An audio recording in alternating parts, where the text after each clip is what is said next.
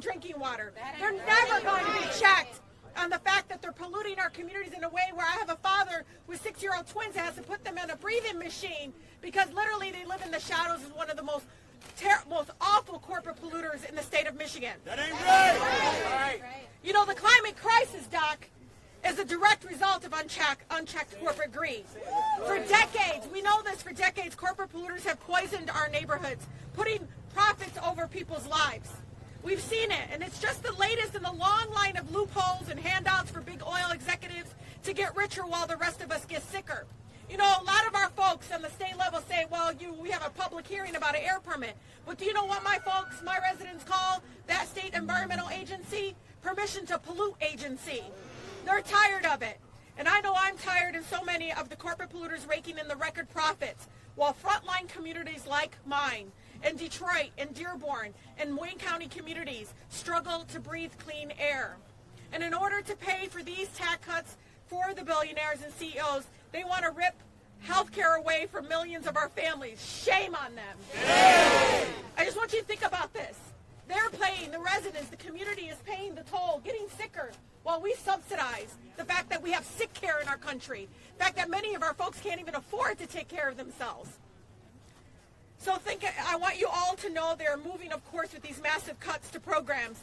And I talk about the $880 billion in cuts in Medicaid, but behind all those cuts is the person.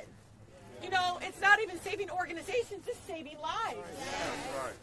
You know, we're not powerless.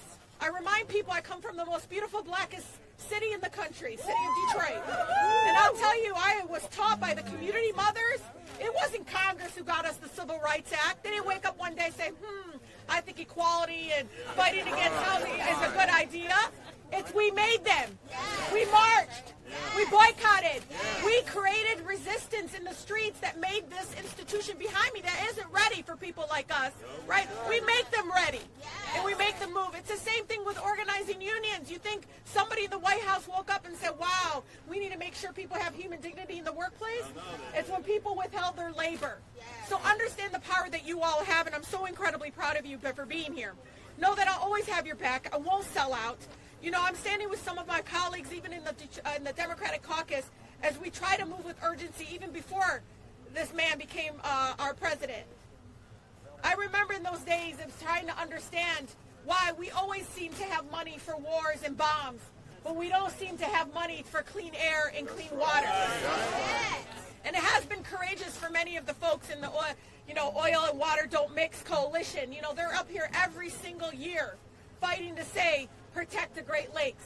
Think about that. They're begging the institution that's supposed to be about people, not those that, again, distract and about corporate greed.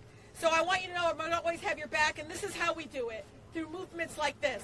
And again, I love it when you're all out in front of some of my colleagues' places now in their district, because sometimes coming to D.C. is fine, but go to their backyard. They don't like that. Let's go to their backyard. Thank you so much. Thank you so much, Representative Tlaib. So now I will turn it over to Gisero Zurita, that's representing